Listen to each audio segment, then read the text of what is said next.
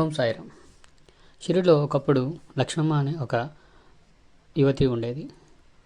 వాళ్ళ ఫ్యామిలీ అంతా కూడా వ్యవసాయం చేసుకుంటూ బతికేవారు. అదేంటో కొన్ని సంవత్సరాల తర్వాత వాళ్ళ హస్బెండ్కి చాలా అనారోగ్యం, ఆ విధంగానే చేస్తున్నటువంటి వృత్తిలో బాగా నష్టాలు రావడం, పంట చేతికి రాకపోవడం, చాలా బాధలు కలుగుతూ ఉంది.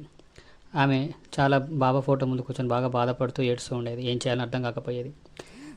కార్తీక మాసం వచ్చింది, దీపం ముట్టిద్దామని అందరూ వెళ్తుంటే కూడా తాను రాకుండా, ఈ దీపం పెట్టినా కానీ బాబా నాకు ఏం చేస్తాడు, అది తన దగ్గరికి చేరుతుందో లేదో, నేను రోజు పూజిస్తున్నా కానీ నా మాట వినట్లేదు, ఈ దీపాన్ని పెట్టి కూడా బాబా నన్ను కనుకరిస్తాడని నమ్మకం నాకు లేదు అని చెప్పి అలాగే బాధపడుతూ పడుకున్న ఆ రోజు రాత్రి ఆమె కలలో బాబా వచ్చి, నువ్వు దీపాన్ని వెలిగించాల్సింది ఇంటి బయట కాదు, నీ లోపట అని చెప్పి నట్టుగా ఆమెకు అనిపించింది.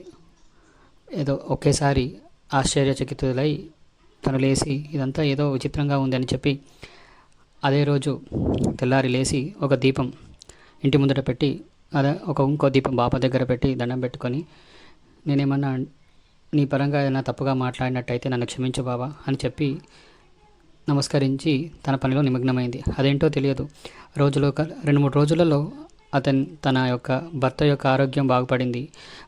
వ్యాపార పరంగా కూడా మంచి లాభాలు రావడం మొదలయ్యాయి. ఇదంతా ఎందుకు అని ఆలోచించేసరికి ఆ రోజు బాబా చేసినటువంటి సందేశమే జ్ఞానమే అనుకొని తాను చెంపలేసుకొని, బాబా నన్ను క్షమించు, ఇప్పటి నుంచి ఓర్పుతో ఉంటాను, నువ్వు ఇచ్చే ఆశీర్వాదాన్ని నేను తప్పనిసరిగా స్వీకరిస్తాను అని చెప్పి ప్రతి గురువారం సాయిబాబా ఫోటో దగ్గర దీపం వెలిగిస్తూ నమస్కరించుకునేది.